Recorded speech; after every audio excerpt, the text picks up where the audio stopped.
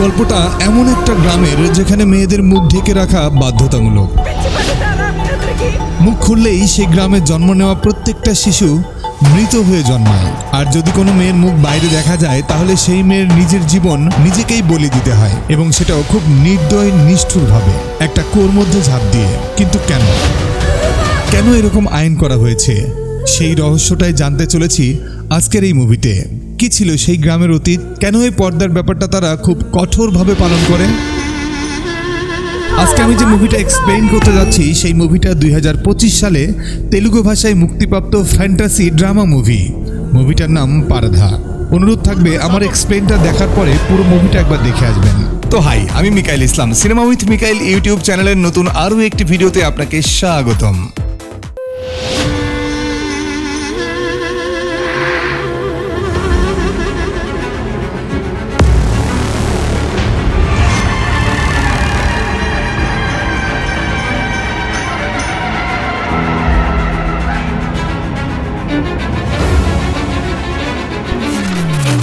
অনেক বছর আগের কথা, এই গ্রামে বাস করত জয়লাম্বিকা নামের একজন নারী যোদ্ধা।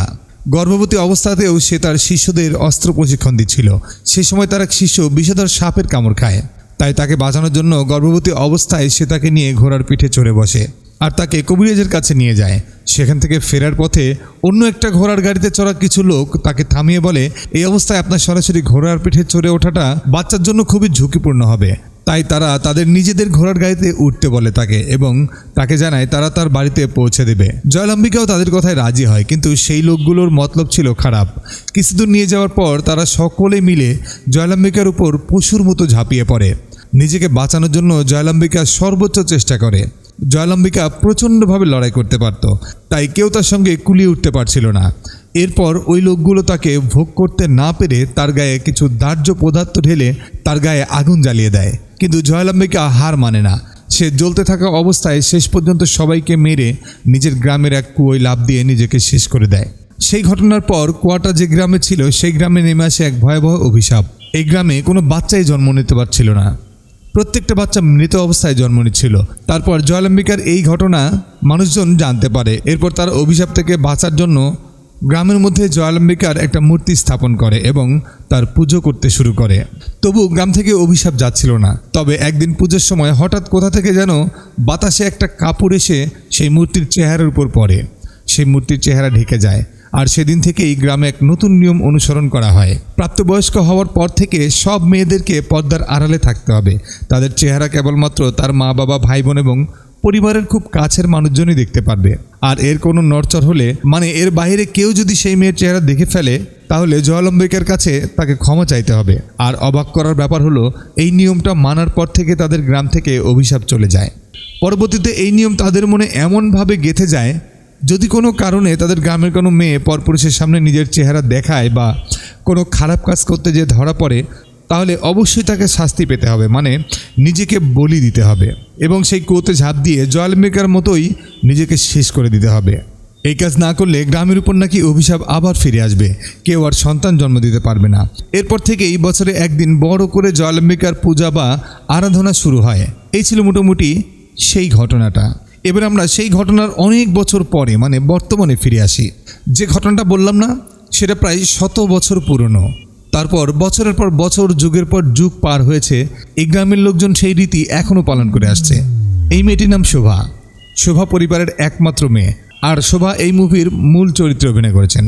তার মা অনেক আগেই মারা গিয়েছে, তাই তার বাবা তাকে খুব আদর যত্নে বড় করেছে। তো একটা অনুষ্ঠানে শ্রাবন্তী নামের একটি মেয়েকে দেখানো হয়। সে প্রেগনেন্ট, কিছুদিন পর তার সন্তান জন্ম নেবে।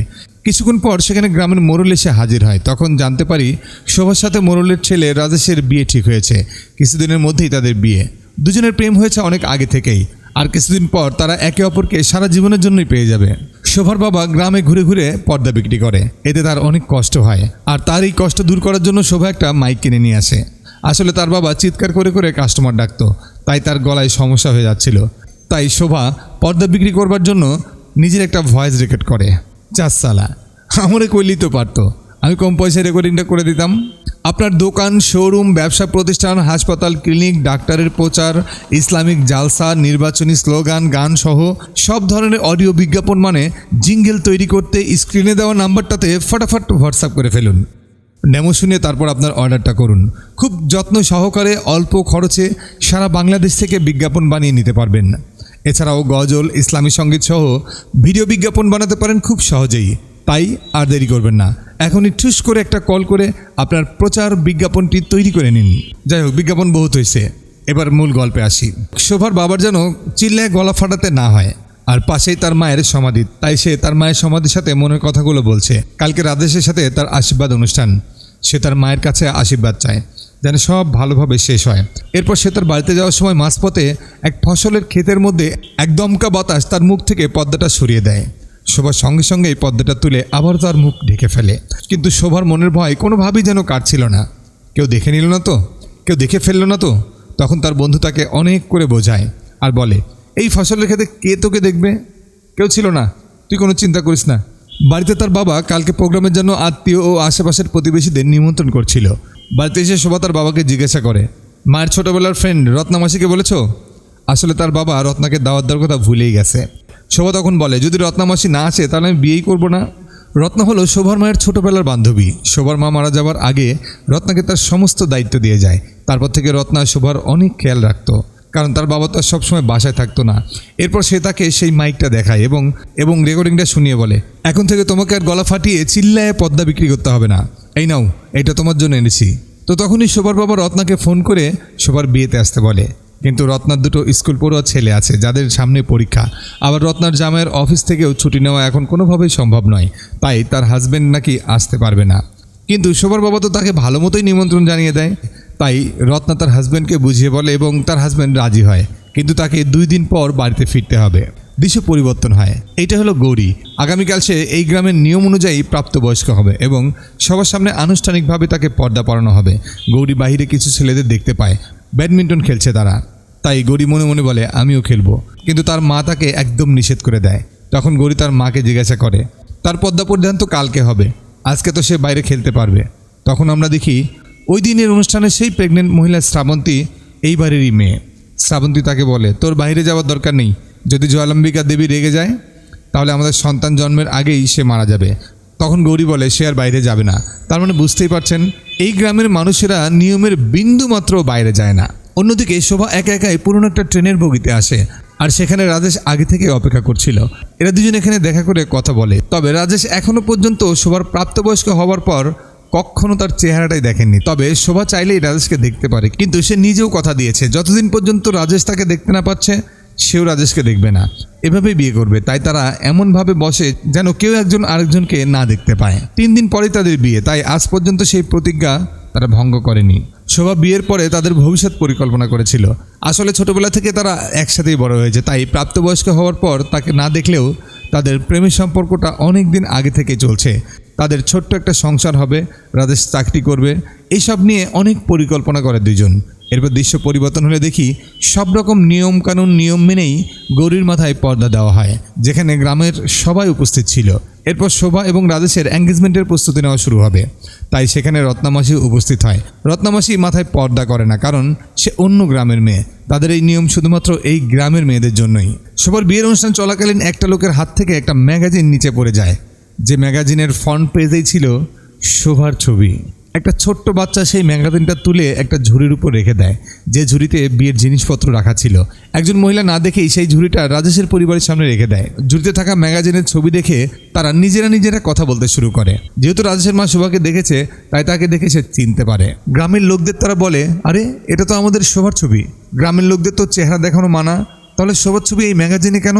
তার মানে শোভা কোনো কাণ্ড ঘটিয়েছে। তাই কয়েকজন মিলে শোভাকে জিজ্ঞাসা করতে যায় কাকে সে তার চেহারা দেখিয়েছে। তখন শোভা বলে, আমি কিচ্ছু জানি না, আমি কাউকে আমার চেহারা দেখাইনি। সেদিন ফসলের ক্ষেতে বাতাসে আমার পর্দা উড়ে গিয়েছিল, সেই সময় হয়তো কেউ লুকিয়ে আমার ছবি তুলেছিল। তার এই কথায় তখন কেউ বিশ্বাস করে না, সবাই তাকে সন্দেহ করে, আর গ্রামের লোকেরা তার কোনো কথাই মানতে রাজি হয় না। আর এই বিষয়টা হচ্ছে, যেভাবেই হোক তার চেহারা তো দেখে ফেলেছে গ্রামের সবাই। এখন তার দোষ থাকুক আর না থাকুক, ঘটনা গড়াতে সেই নিয়ম অনুযায়ী গ্রামের লোকেরা সিদ্ধান্ত নেয়, যেহেতু তার চেহারা সবাই দেখে ফেলেছে, তাই নিয়ম অনুযায়ী তাকে নিজের বলিদান দিতেই হবে। এটা না করলে গ্রামের যত গর্ভবতী মেয়ে আছে তাদের সবার সন্তান মারা যাবে।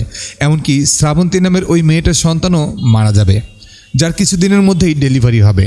এখানে রত্নামাসি গ্রামবাসীদেরকে বোঝানোর অনেক চেষ্টা করে, কিন্তু গ্রামবাসীরা তাকে চুপ করে দিয়ে বলে, আপনি তো বাইরে থেকে এসেছেন, গ্রামের নিয়ম আমাদের মানতেই হবে, তা না হলে ঘোর অমঙ্গল হবে। রাজেশও তাদের বোঝানোর অনেক চেষ্টা করে যে শোভার কোনো দোষ নেই, ও নির্দোষ, কিন্তু গ্রামবাসীরা কারো কথা শোনে না। শ্রাবন্তী এবং তার স্বামী খুব চিন্তায় পড়ে যায়, যদি জয়ালম্বিকা দেবী শান্ত না হয় তাহলে তাদের বাচ্চাই মারা যাবে। রত্নামাসি তখন গ্রামের মোড়লকে হুমকি দিয়ে বলে, আপনারা যদি শোভাকে এই কাজ করতে বাধ্য করেন তাহলে আমি পুলিশে খবর দেবো, আপনাদের সবাইকে জেলে পাঠাবো।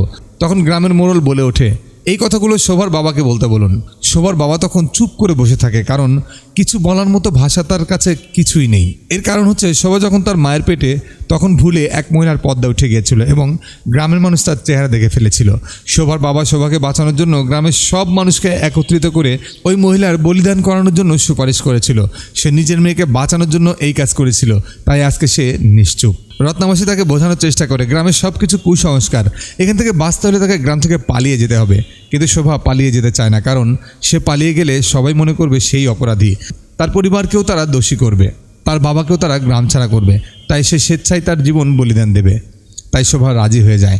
মূল ব্যাপারটা হচ্ছে এই গ্রামের মানুষরা এই নিয়মটা এমনভাবে তাদের মোহে ডুবিয়ে রেখেছে যে তারা কোনটা ভালো কোনটা ঠিক কোনটা ভুল এইসব কিছুই চিন্তা করতে ভুলে গেছে।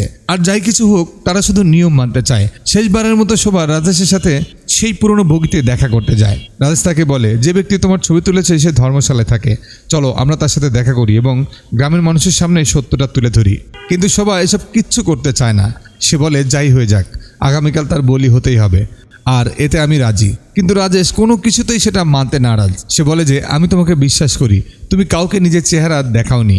কিন্তু শোভা সেখান থেকে কান্না করতে করতে চলে যায়। দৃশ্য পরিবর্তন হয়। আজ শোভার বলিদান দেওয়া হবে। সকলের সামনে পূজাপাঠ করিয়ে তাকে দেবীর সামনে নিয়ে যাওয়া হয় এবং দেবীর কাছে ক্ষমা চাইতে বলা হয়। কিন্তু শোভা ক্ষমা চাইবে না বলে জানিয়ে দেয়, কারণ সে তো কোনো অপরাধ করেনি। দেবীর যদি মনে হয় সে অপরাধ করেছে তাহলে সে তাকে মেরে ফেলবে, আর যদি মনে হয় সে নিরপরাধ তাহলে দেবী তাকে বাঁচিয়ে নেবে। এরপর তাকে সেই কুয়োর সামনে নিয়ে যাওয়া হয় এবং তার শরীরের সাথে একটা পাথর বেঁধে তার হাত পা সব কিছু বেঁধে তাকে কুয়োর পানিতে ফেলে দেওয়া হয়।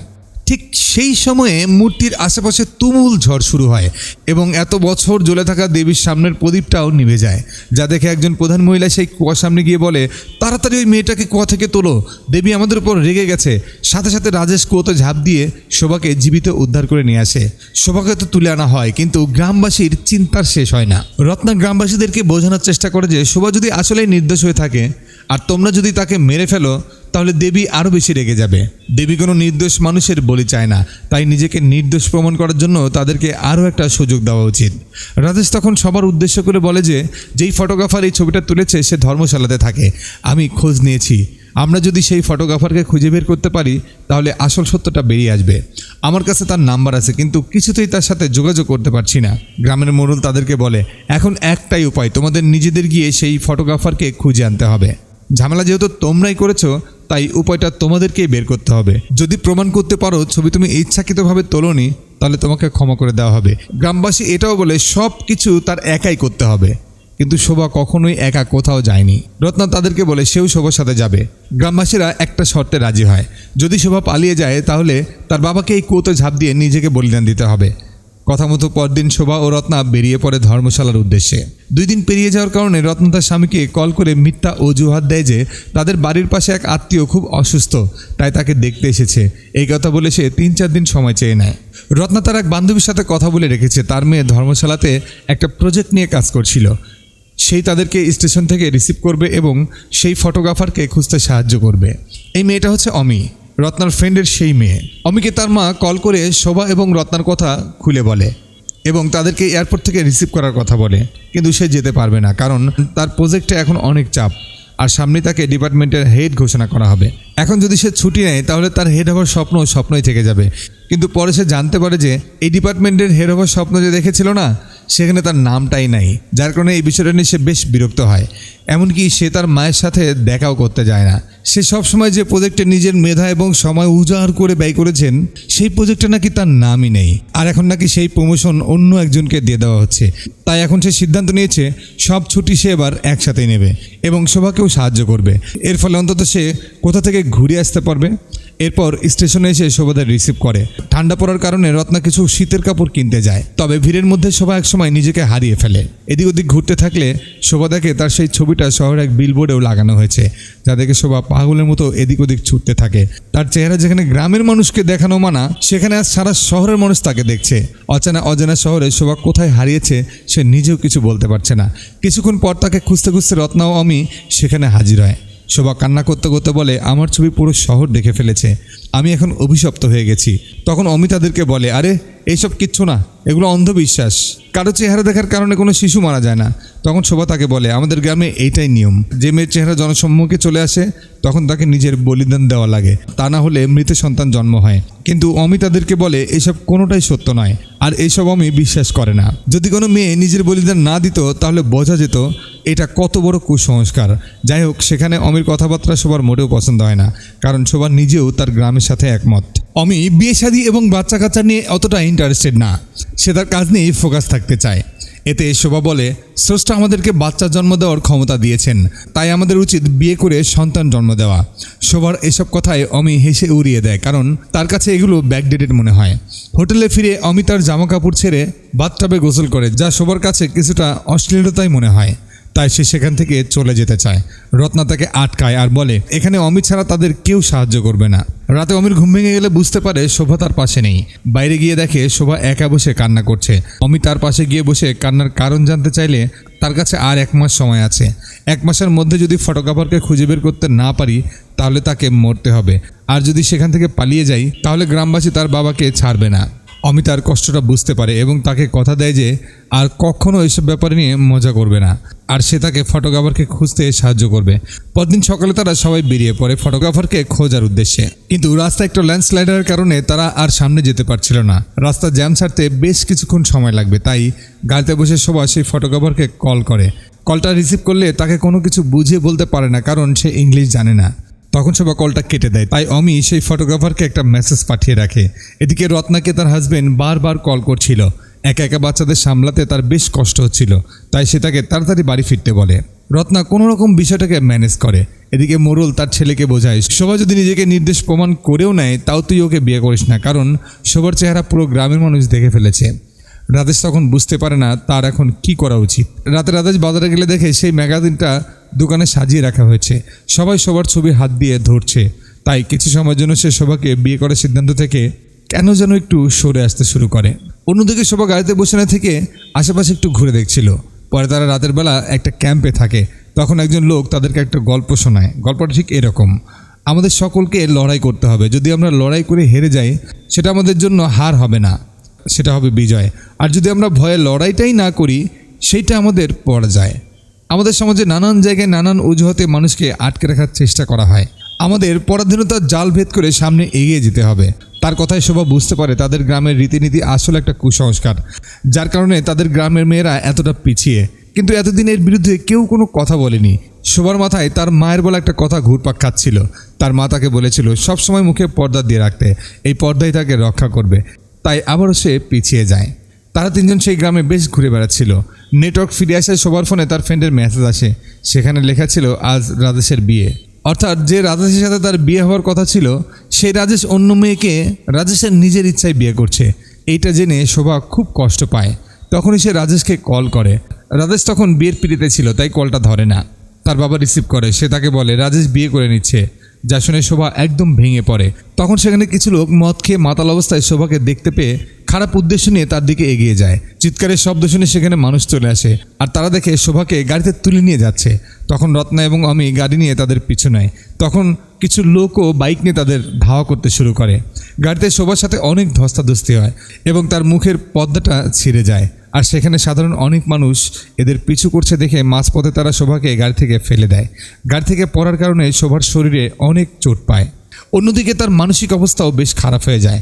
হোটেলে এসে সে কান্না করতে করতে বলে তার মায়ের সব কথা মিথ্যা ছিল। পর্দা পড়া সত্ত্বেও তার উপর হামলা হয়েছে।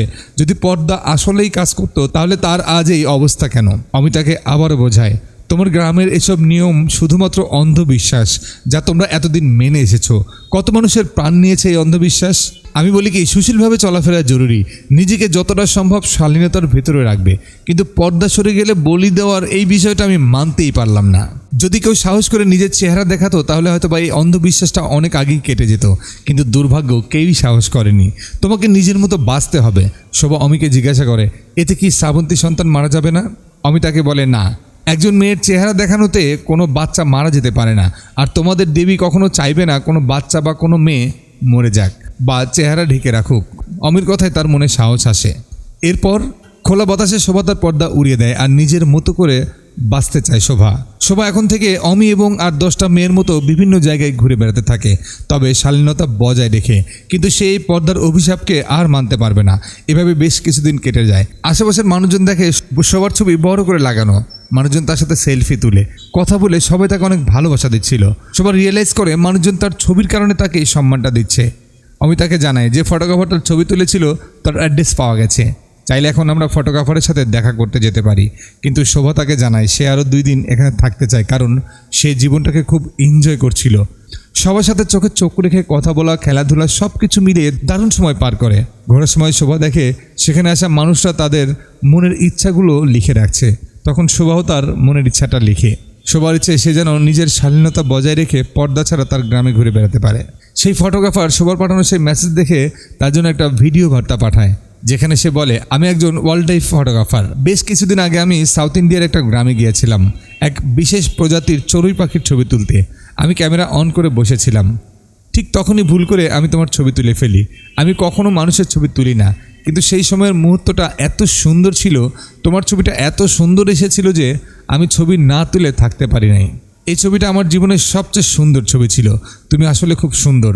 আমি তোমাকে পরে অনেক খুঁজেছি কিন্তু কোথাও পাইনি, কারণ তোমাদের গ্রামের সব মেয়েরা সব সময় পর্দা করে থাকে। তাই ছবিটা আমার এতই পছন্দ হয়েছিল যে তোমার অনুমতি ছাড়াই আমি ছবিটা প্রকাশ করে দিয়েছি। আশা করি তাতে তোমার কোনো সমস্যা হয়নি। কিন্তু কিন্তু কিন্তু সে তো জানে না যে এই সামান্য কাজের কারণে তার জীবন পর্যন্ত যেতে চলেছিল। এরপর শোভা যখন তাকে সব কিছু বুঝিয়ে জানিয়ে দেয় তখন সে তার কাছে ক্ষমা চায়, আর এই সমস্যার সমাধানের জন্য সে সব কিছু করতে রাজি আছে। শোভা তখন রত্নাকে বলে, এখন আমাদের গ্রামে ফিরে যাওয়া উচিত। তাই তারা পুনরায় গ্রামের দিকে রওনা করে। এদিকে রত্নার জামাইও তাকে কল করে বারবার তার সাথে রাগারাগি করছিল। তার জন্য বাচ্চা কাচ্চা, রান্না করা এবং চাকরি উভয় সামলাতে সমস্যা হচ্ছিল। তাকে দ্রুত বাড়িতে ফিরতে বলে। কলটা কেটে দেয় রত্না। শোভাকে বলে তার পরিবারের কাছে দ্রুত ফিরে যেতে হবে। সে সব সময় নিজের পরিবার নিয়ে ব্যস্ত ছিল, কখনো নিজের স্বপ্ন নিয়ে সে মাথা ঘামায়নি। সে এই প্রথম সংসারের 4 দেওয়াল থেকে বেরিয়ে পৃথিবীটাকে দেখলো। সেখানে অমির সাথে একটা মহিলা অফিসারের দেখা হয়। সেই অফিসারের সাথে কথা বলতে বলতে একসময় অমি বলে, মেয়েদের আসলে বিয়ে করারও দরকার নেই, বিয়ে, বাচ্চা কাচ্চা এগুলো পিছুটান ছাড়া আর কিছুই না। তখন অফিসার তার ভুলটা ভাঙিয়ে দিয়ে বলে, আমিও বিবাহিতা, আমার বাচ্চা আছে, কিন্তু আমি তো আমার জীবন নিয়ে বিরক্ত নই। আমি আমার জীবনে খুব খুশি, আমি সব কিছু করে বেড়াই। আসলে আমাদের একজনের জীবনের উদাহরণ দিয়ে সবার জীবন মাপা উচিত নয়। মেয়েরা চাইলেই জীবনে সব কিছু করতে পারে যা আমাদের সাধ্যের মধ্যে আছে। শুধুমাত্র তাদের নিজেদের জীবনের সিদ্ধান্ত নিজের মতো করে নিতে হবে। যদি তোমার জীবনসঙ্গী তোমাকে বোঝার চেষ্টা করে তাহলে তোমার জীবন সুন্দর হয়ে উঠবে। তখন অমি বুঝতে পারে। অমি এতদিন শোভা আর রত্নার বিষয়ে ভুলভাল জানতো এবং অযথা তাদের নিচু চোখে দেখত। তাই অমি দুজনকেই সরি বলে আর তাদেরকে জড়িয়ে ধরে। অন্যদিকে রত্না বুকে সাহস নিয়ে তার হাজব্যান্ডকে কল করে এবং সত্য কথা বলে যে শোভার সাথে কীভাবে কী ঘটনা ঘটেছে। এতদিন সে তার স্বামীর কাছে সব কিছু গোপন রেখেছিল, কারণ সে মনে করেছে সে হয়তো বা বোঝার চেষ্টা করবে না। আর আজকে সে সব কিছু সত্যি বলে তাকে বলে, যতদিন না আমি ফিরে আসছি তুমি একটু সামলে নাও। আর অবাক করার বিষয় হলো তার স্বামী বিষয়টা বুঝতে শুরু করে। এর মধ্যে গ্রামে শ্রাবন্তীর প্রসব বেদনা শুরু হয়। ওই যে সেই মেয়েটা যার কিছুদিনের মধ্যে ডেলিভারি হওয়ার কথা ছিল, আজকে তার ডেলিভারি হবে। গ্রামবাসী ঘাবড়ে যায় এবং শোভার বাবাকে বলে শোভাকে কালকেই ফিরে আসতে হবে, না হলে শ্রাবন্তীর মৃত বাচ্চার জন্ম হবে। তাই শোভার বাবা তাকে কল করে কালকেই ফিরে আসতে বলে। আর ঠিক তখন শোভা তার সামনে থাকা ম্যাগাজিনটা খুলে পড়তে শুরু করে। আর সেখানে মেয়েদের সাহস এবং বীরত্বের কাহিনী লেখা ছিল। আর তা হলো প্রত্যেকটা পুরুষের সফলতার পেছনে একজন নারীর হাত থাকে। এই লেখাটা দেখে শোভা ভাবে এতদিন সে কী করেছে, তবে এবার সে কিছু একটা করেছে নিজের চেহারা দেখিয়ে। আর এটাই তার কাছে একটা বিরাট সুযোগ গ্রামের মানুষের মনে কুসংস্কার ভেঙে দেওয়ার। তাই শোভা পরের দিন গ্রামে যাওয়ার উদ্দেশ্যে বেরিয়ে পড়ে। গ্রামে পৌঁছানোর পর সে পর্দা ছাড়াই সামনের দিকে এগিয়ে যেতে থাকে। আর শোভাকে পর্দা ছাড়া দেখে গ্রামের সবাই অবাক হয়ে পাকিয়ে থাকে। এদিকে শ্রাবন্তী ব্যথা সহ্য করতে না পেরে জ্ঞান হারায়, যা দেখে সবাই মনে করে শ্রাবন্তী হয়তো মারা গেছে। দেবীর অভিশাপ তার উপর পড়েছে, তাই শ্রাবন্তীর স্বামী শোভাকে মারার জন্য এগিয়ে আসতে থাকে। আর ঠিক তখনই এক মহিলা এসে জানায় শ্রাবন্তীর একটা কন্যা সন্তান হয়েছে। শ্রাবন্তীও সুস্থ আছে। গ্রামবাসীরা বুঝতে পারে এই পদ্মা তাদের জন্য একমাত্র অন্ধবিশ্বাস। সবাই দেবীর শরণে হাত জোড় করে এবং দেবীর মুখের সামনের পর্দা আগুনে পুড়িয়ে দেয়, যা দেখে গ্রামের সবাই তাদের মুখের পর্দা উঠিয়ে ফেলে। তবে এটা ভাববেন না যে এখানে অশ্লীলতাকে প্রমোট করা হয়েছে। এখানে কোনোভাবেই মেয়েদের অশ্লীলতা বিষয়টাকে প্রচার করা হয়নি। গ্রামের মেয়েরা অবশ্যই সুশীলভাবে চলাফেরা করবে, কিন্তু এই গ্রামের জন্য একটা প্রথা ছিল যেন কোনোভাবে বাইরের কোনো লোক তাদের চেহারা না দেখে, আর যদি দেখে ফেলে তাহলে তাকে বলিদান দিতেই হবে। ভারতবর্ষে বাস্তবে এরকম অনেক ব্যাপার স্যাপার ছিল, এখনও থাকতে পারে। এমনকি ভারতের মতো বাংলাদেশের মতো জায়গাতেও পুরনো যুগে এমন অনেক প্রথাই প্রচলিত ছিল, যেগুলো সরাসরি কুসংস্কার। এই বিষয়টা থেকে অনুপ্রাণিত হয়েই এই মুভিটা আমাদেরকে সচেতন করার চেষ্টা করেছে। এরপর গ্রামের সবাই ধীরে ধীরে কুসংস্কারের পর্দা থেকে মুক্তি পায়। এরপর শোভার নামে যে ম্যাগাজিনটা বের হয়, ধর্মশালা থেকে আসার আগে শোভা সেই ফটোগ্রাফারকে তার কিছু ছবি তুলে দিয়ে আসে এবং বলে আসে যদি সে বেঁচে থাকে আর সব কুসংস্কার ভাঙতে পারে তাহলে কল দিয়ে জানাবে। আজ শোভার নামে ম্যাগাজিন বের হয়েছে, যেখানে লেখা আছে তার বীরত্বের কথা, কুসংস্কারের বিরুদ্ধে তার একা যুদ্ধের কথা। আর এভাবে এই গল্পটা শেষ হয়ে যায়। তো কেমন লাগলো গল্পটা কমেন্ট করে অবশ্যই জানাতে পারেন। ভিডিওটা ভালো লাগলে লাইক কমেন্ট করবেন এবং স্ক্রিনের এই যে বাম পাশে যে ভিডিওটা ভেসে উঠেছে না, ভিডিওটা দেখে আসতে পারেন, ভালো লাগবে। তো আজকে এ পর্যন্তই। শেষ পর্যন্ত ভিডিওটা দেখার জন্য আপনাকে সালাম।